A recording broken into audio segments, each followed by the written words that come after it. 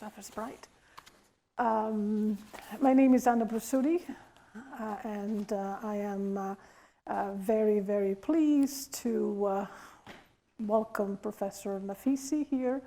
He was supposed to be with us at the New Waves, during the New Waves series, and then he had to postpone, but finally we're here all together, and I'm very happy. And he's going to talk about the film in a second, but let me introduce him for a second, right? Professor Naficy is a preeminent scholar and a leading authority in cultural studies of diaspora, post-colonial media, and Iranian and Middle Eastern cinema and media. His background includes degrees in telecommunication, production, and critical studies. The great combination of production and critical studies. He has written or contributed to a dozen books, including his monumental 4-volume Social History of Iranian Cinema and the 2001 Accented Cinema, Exilic and Diasporic Filmmaking. He is Hamad bin Khalifa Al-Thani Professor of Communication at Northwestern University. And last year, he joined a selected group of people because he was he participated in the Field Notes project, right, for the SCMS, right, and was basically, you know, elevated to the pantheon of the SCMS.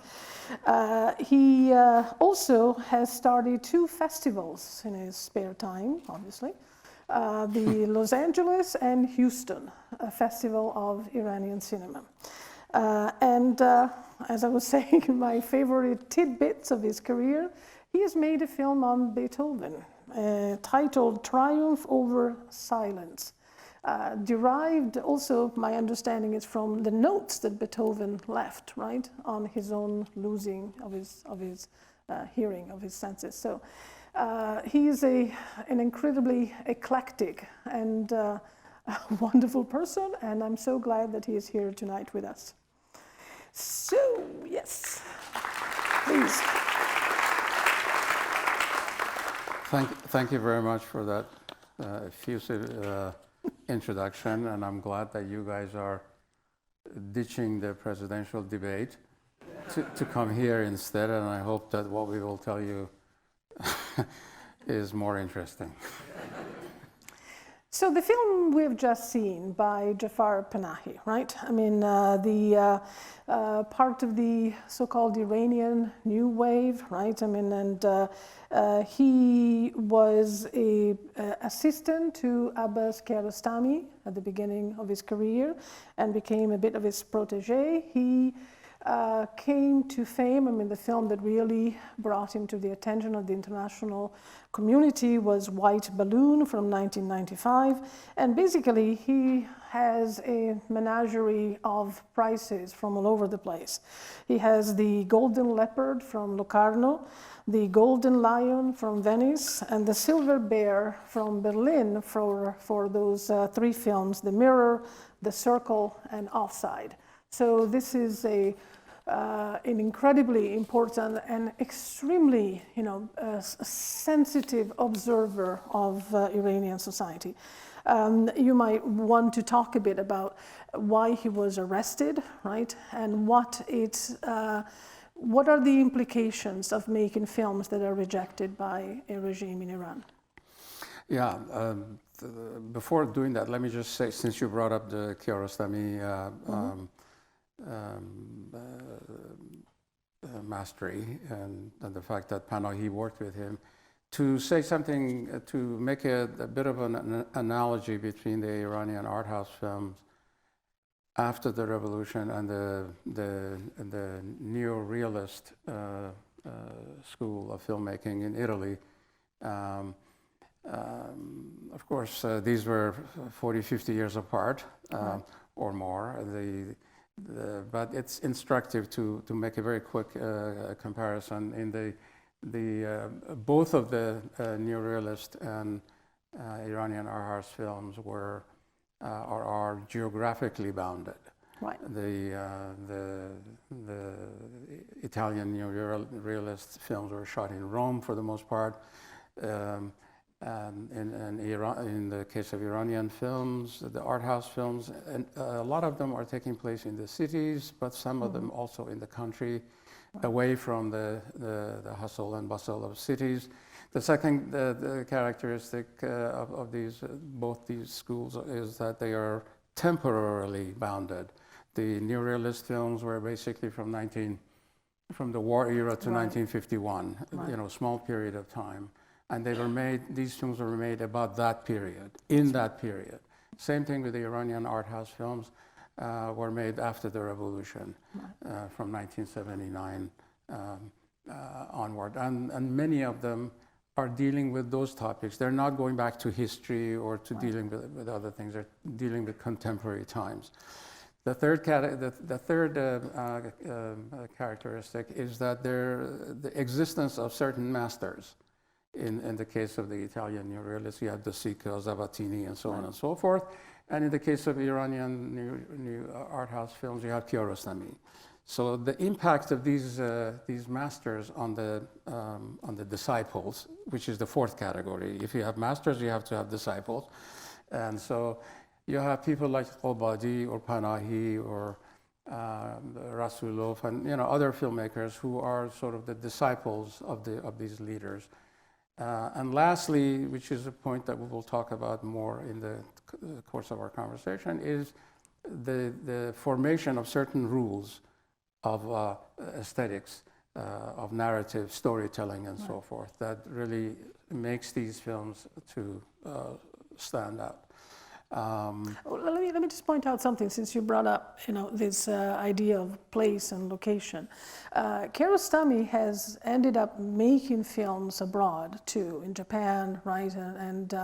But Panahi has refused categorically. It's like, I'm making films in Iran. I mean, there's a famous quote, and if I cannot make them, I just won't make them, right? Yes, I mean, well, first of all, he probably can't leave the country. Right. And while in country, he had a 20-year sentence, as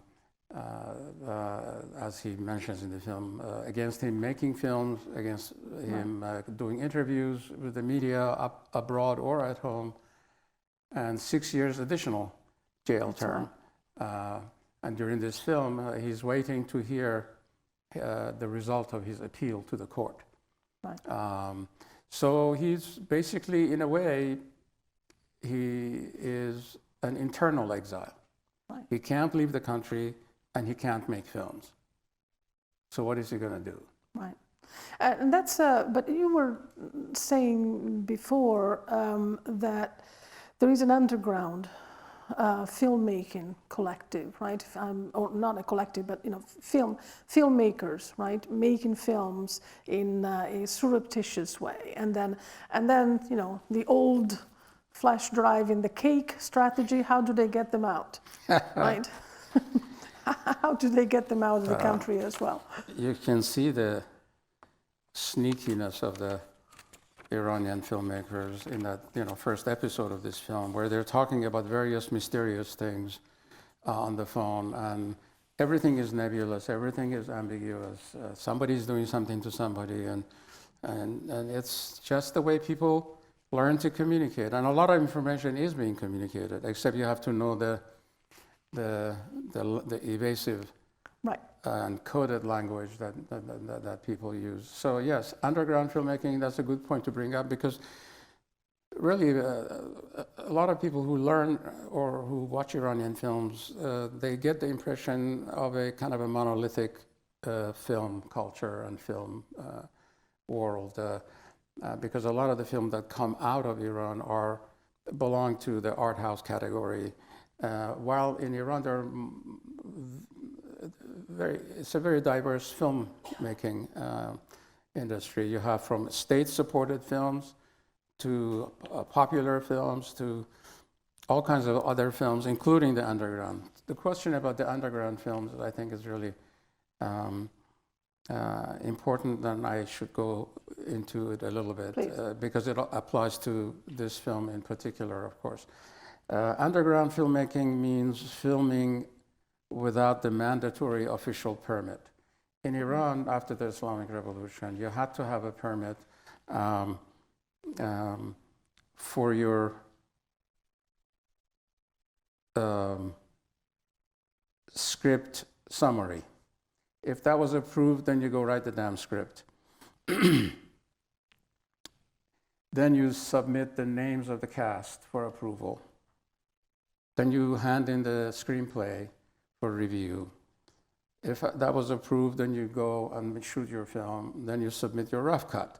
If your rough cut was approved, or if they asked you to make some changes, then you go and re-edit the film and produce the release print of the film. After you finish the release print, you have to submit it for exhibition permit. So there are 7 or 8 different hurdles to cross, and filmmakers learn to play and to negotiate and to undermine. And if you watch Iranian films with a number of them, you'll see many examples, and we can go through to some of them.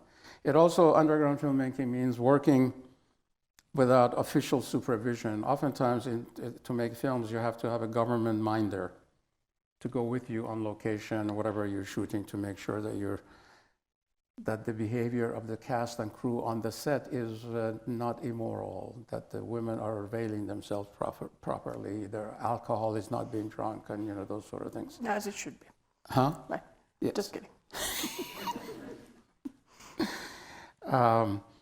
It means taking multiple personal, financial, professional risks, working clandestinely, on the run, in a guerrilla style of filmmaking, using small budget, small crew, portable equipment, digital equipment, low-tech equipment, anything you can imagine. He's using his cell phone, for example, in this film, to shoot some of the scenes.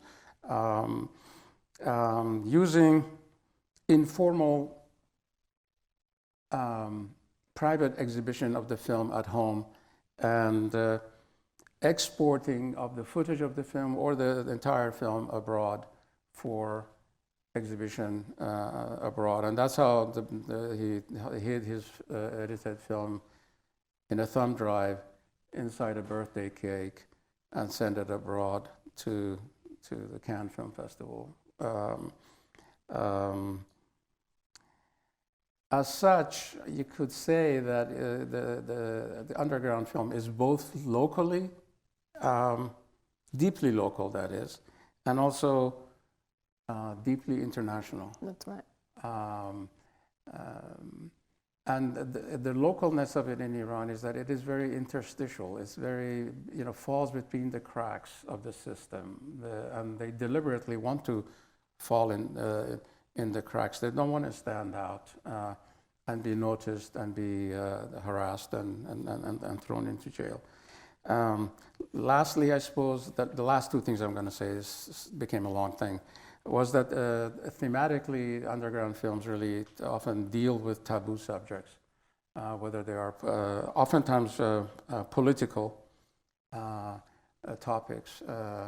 Stylistically, they use improvisation, spontaneity, incompleteness, ambiguity, and the mixing of realism and fiction,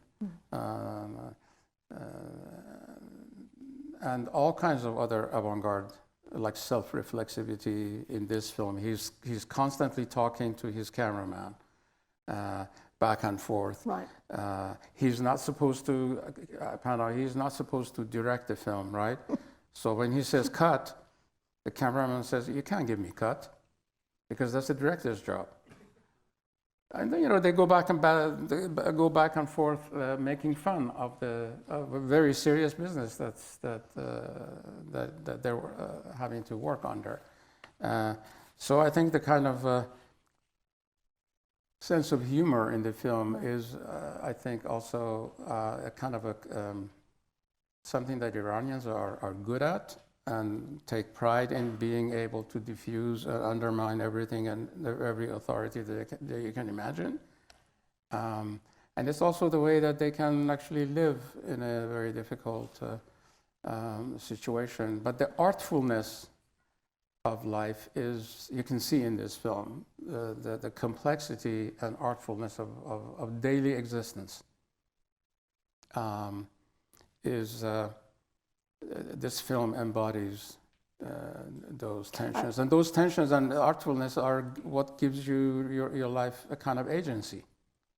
If everybody follows the laws and does things they're supposed to do, then you don't feel that you have much agency in society unless you are accomplishing something on your own. But if you are bucking the system and fighting the system and undermining it and achieving small little glories here and there, you feel good about that. I like when he's smirking because he's having a conversation with the lawyer.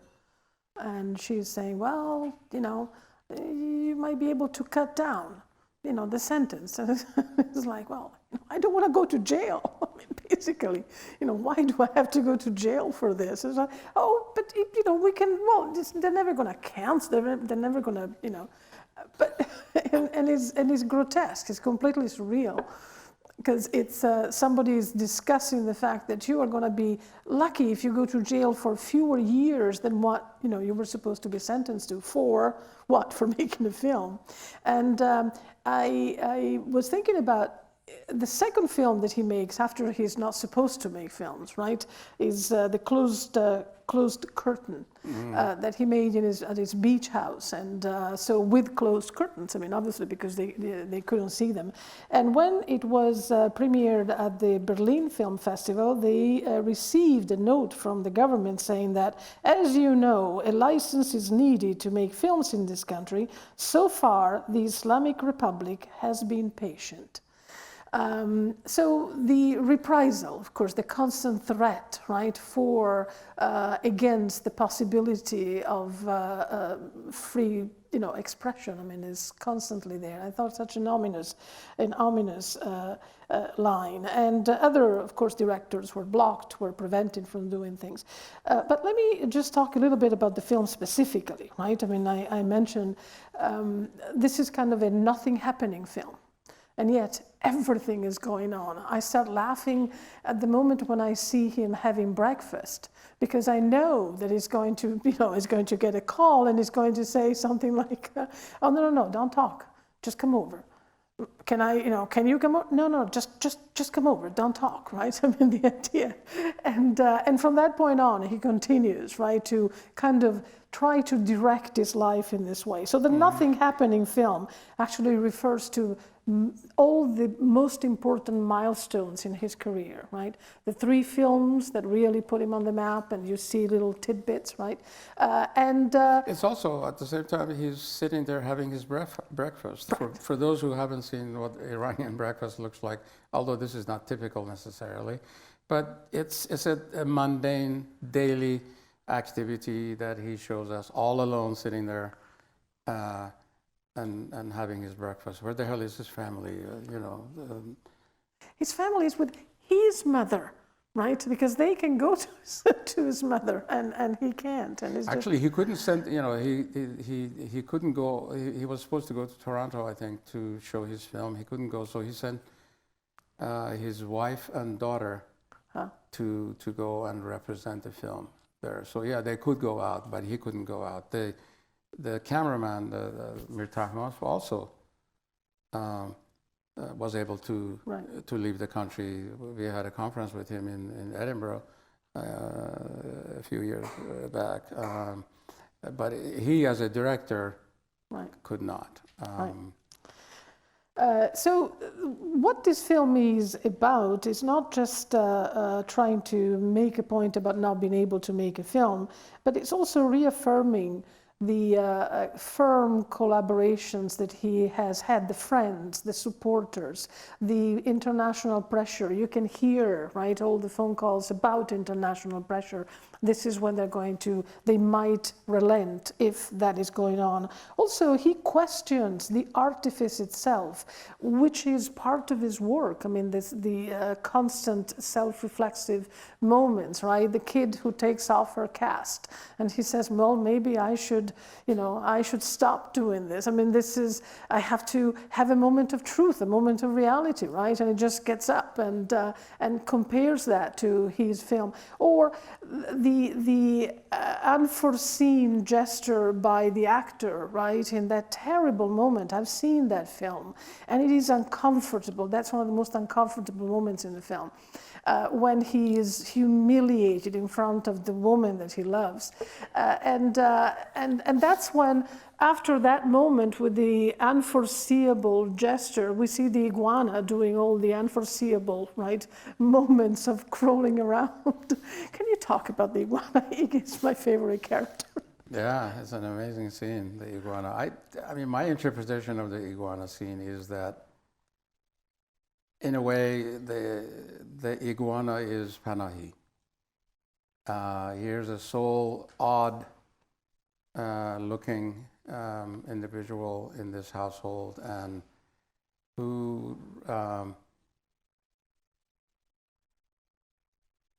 is creeping, crawling on the sofa, on the back of the sofa, up the bookcase, behind the books, all over the place, in some ways, symbolically, the way Iranian filmmakers operate.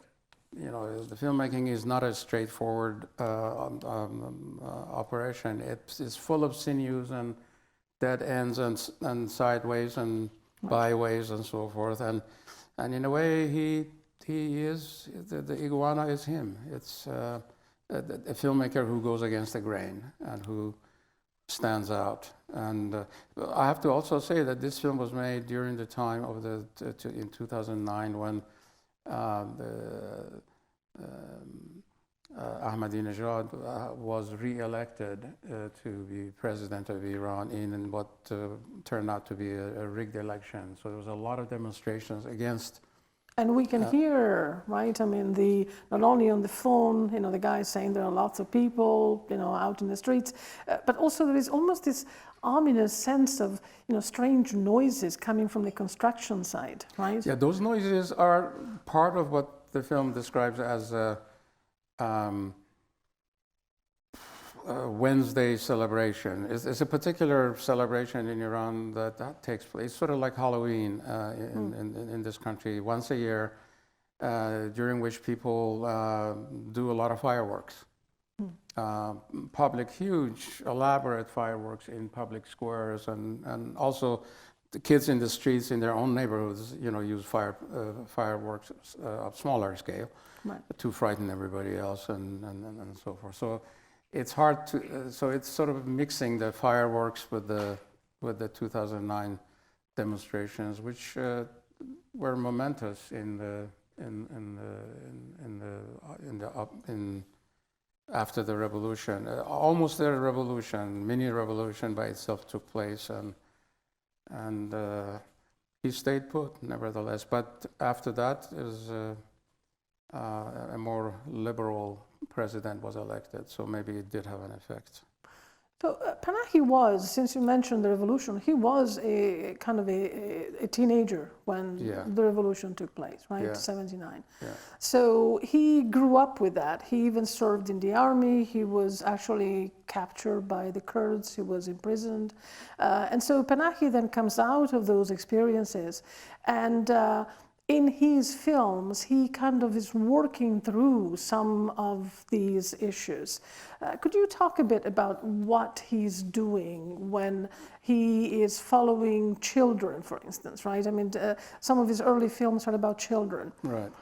Yeah, I think that is part of the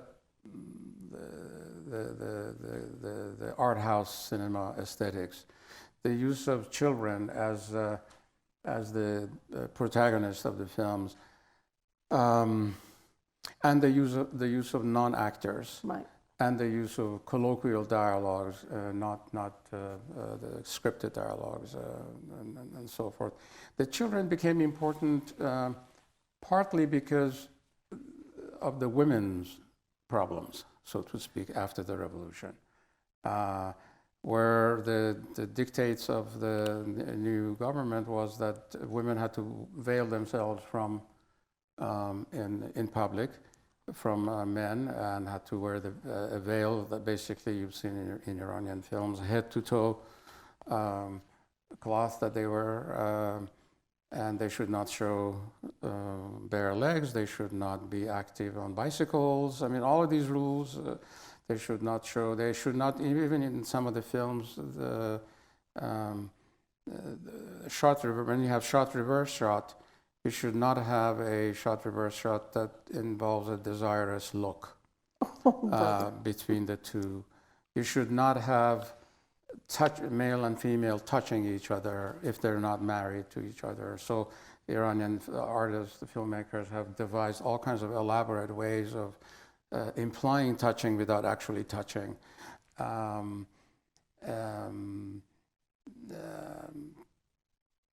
And Iranian women directors have pushed these boundaries of what is allowed and what's not allowed incredibly. And in this film, he talks to Rakhshan Bani Etemad on the phone. And she's one of the foremost directors who has done very good documentaries and fiction films, very well known. And we brought her to Chicago to show some of her films. It's an incredibly dynamic women's cinema. And so in addition to art house cinema, you have women's cinema, which is has been very productive. And so how do you reconcile this ban on some filmmakers, and how do filmmakers learn to film between the lines where they are not attacked? I think it's a part of the history of Iran. In many ways, Iran has been a monarchy of one sort or another for about 2,500 years. And so people have learned to say things without meaning it, do things without appearing to be doing it. I mean, it's a very complex society, and it results in incredible poetry, incredible art, but also in a very difficult social world, because you never know what people mean. You have to really know the language of discourse to understand what people do, why they do what they do, why they say what they say. It's a fraught culture, but also very artful and very complex. Just living is an art, and succeeding is an art, and you can see it in this film. The way they're talking to each other is really quite. They rarely talk directly to each other. There's always sinews. Also, the difficulties of bringing films to the international public. I know Panahi was arrested in New York, right, in 2001, before September. I mean, he was arrested in April. So there was not even the paranoia yet. But he was arrested because he was in transit going to Hong Kong, and he had no idea that he would have to be fingerprinted in New York just to set foot on American soil on the way to catching another plane. And those kind of are traumatic experiences, because the idea of being pursued everywhere, right? The idea that wherever he goes, he can be stopped or pursued. I mean, it's very, very disconcerting. And apparently he even got kind of depressed over this and was, if I'm a filmmaker, right? I mean, I love when he says, if we didn't need to have films, Why? I mean, if we could just use a script, why do we need films? I mean, the whole... You can't tell film. Right, you can't tell film. I mean, the superiority of the medium. Yeah. I mean, how this is the medium that he loves, Right. and he wants to share it with the rest of the world, right? Yeah, I think the thing that the Iranian filmmakers have been able to do, at least the art house filmmakers, is to tap into the international financing, international marketing, co-production with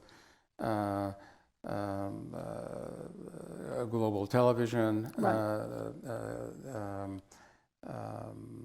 film festivals, and the international festivals have been very receptive to Iranian films, partly because, in contrast to the government, which is very repressive, these films are coming out as a sort of a triumph of art under difficult conditions. So international film festival want to promote these films that have been made under difficult conditions, and so Iranians at home feel proud that their films are being shown abroad and celebrated and so forth. And basically, Iranian films have won almost all of the top awards internationally, from Oscar on down. That's right. And I'm not advocating the censorship and difficulties and so forth, but sometimes difficulties actually make you try harder, work harder, write better poetry and better films and so on. Yeah. I wanted to also go back to something you were talking about, the difficulties of filming, and how many of these filmmakers, these art cinema filmmakers, are shooting in the streets, right? Particularly when they're shooting with women. Can you explain that? Yeah, I think this is according to the Islamic Republic rules. If you want to shoot a woman on film, she should be veiled. If she's at home and she's in her bedroom with her husband, she shouldn't be wearing the veil, right? They're the closest pair, yet they have to wear the veil, which will then seem very unnatural to the audiences. Why is she wearing the veil in front of her husband? Well, because she is not related to the audience. It's the audience that's the problem. The audience will see her unveiled. So she has to she's wearing the veil from the audience, not from her husband.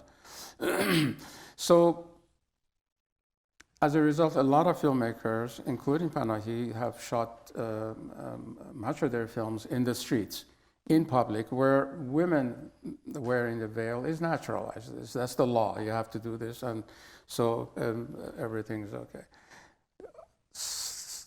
But then again, the filmmakers have pushed the boundaries of space, and they've created a third space for filming. Not the interior private realm, not the exterior social realm, but the taxi.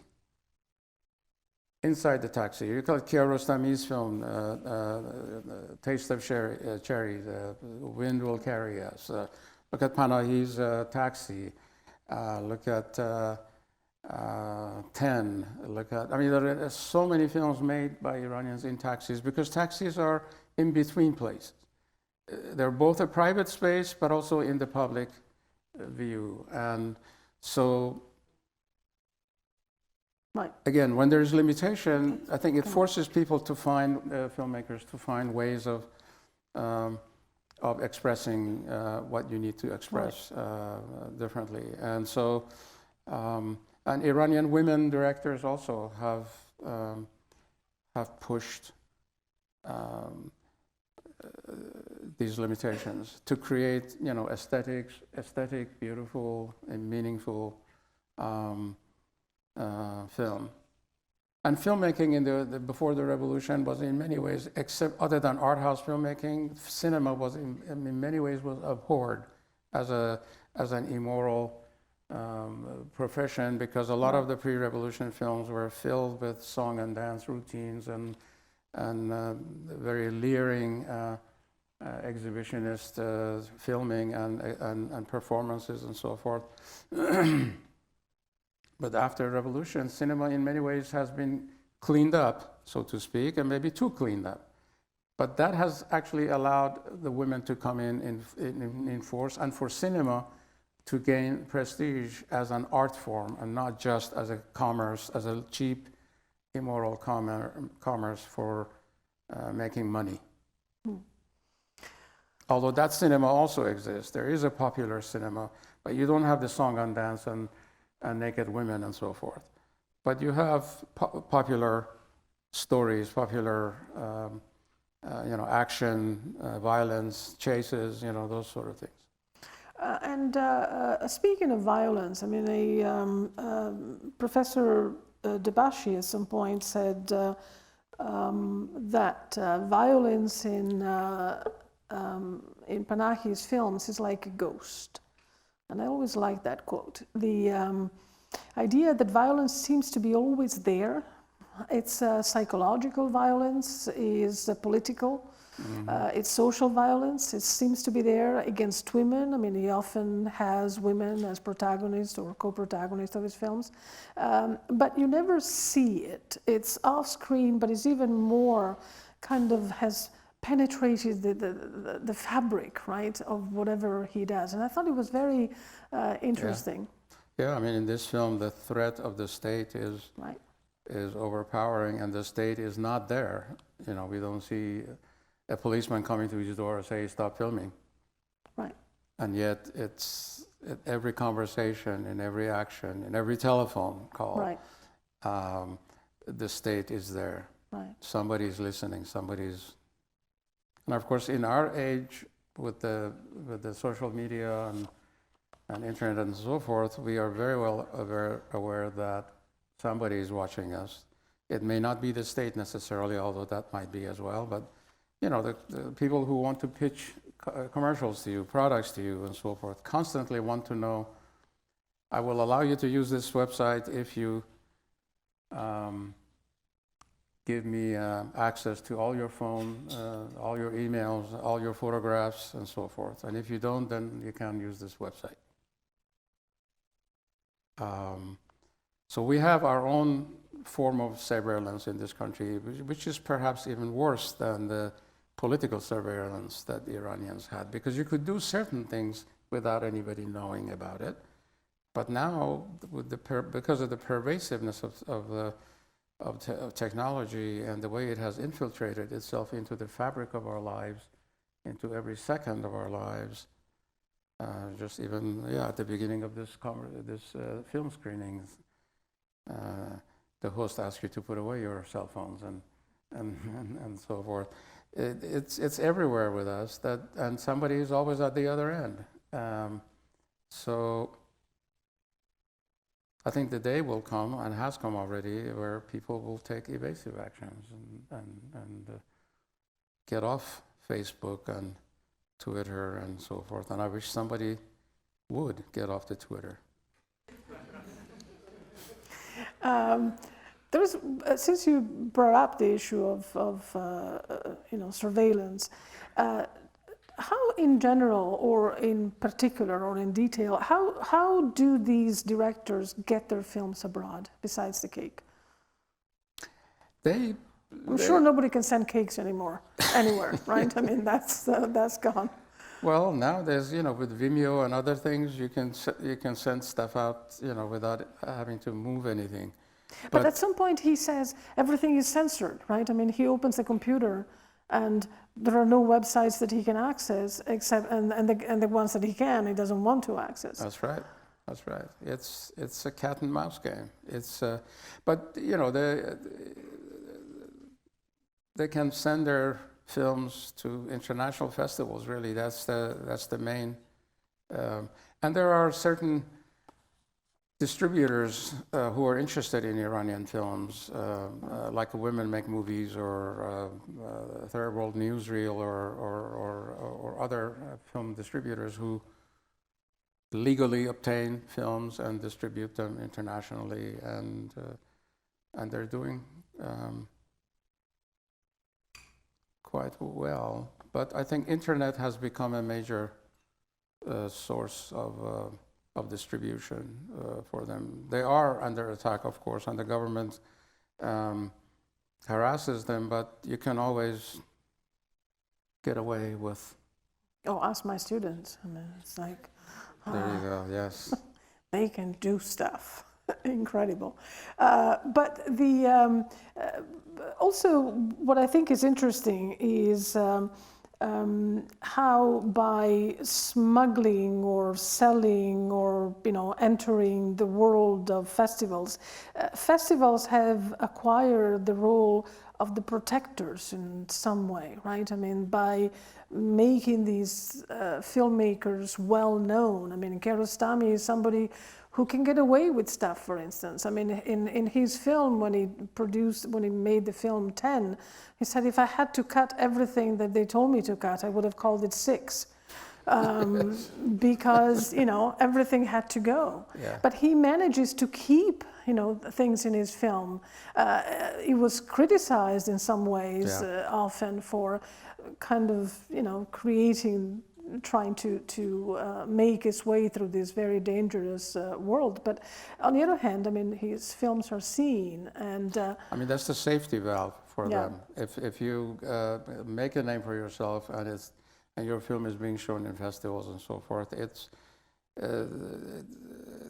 it may make the state censorship people be a little bit more cautious going after Kiarostami, for example.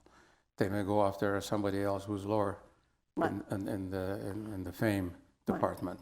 So let me ask you a question, and I don't know if you want to discuss it, but now that this kind of political or social or international pressure has worked because Iran was part of an international community, and now with these developments, right, where Iran seems to be, kind of cut off from many, right, there were previous engagements. I wonder what is going to be the future of these directors? How can they make their way through? Yeah, I think the situation is getting hairier with the ban, the Muslim ban that the Trump administration put in, for example, that prohibits the entry of Muslims from 7 majority Muslim countries to here. It would. I mean, this whole business against immigrants, as the president said, from whole countries, is wrong in many ways. Last year, I believe the 6 Nobel Prize winners in this country were all immigrants.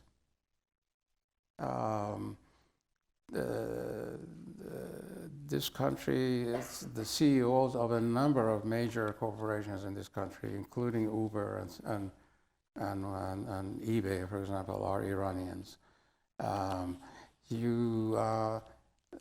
There's so many people from abroad who have. I mean, look at the Chuck knows very well the heads of the first 5 major studios in the 20th century in this country were all Jews from Eastern European countries. Hollywood was made by them. So the contribution of foreigners and immigrants and so forth to American economy and culture and industry and so forth is just incredible. This country is enriched by them. So I'm hoping that this development would be, short-lived and will go back to the openness that this country has had and the benefits that it has gotten by openness to the world. Well, thank you so much, and thank you all of you Thank you for coming.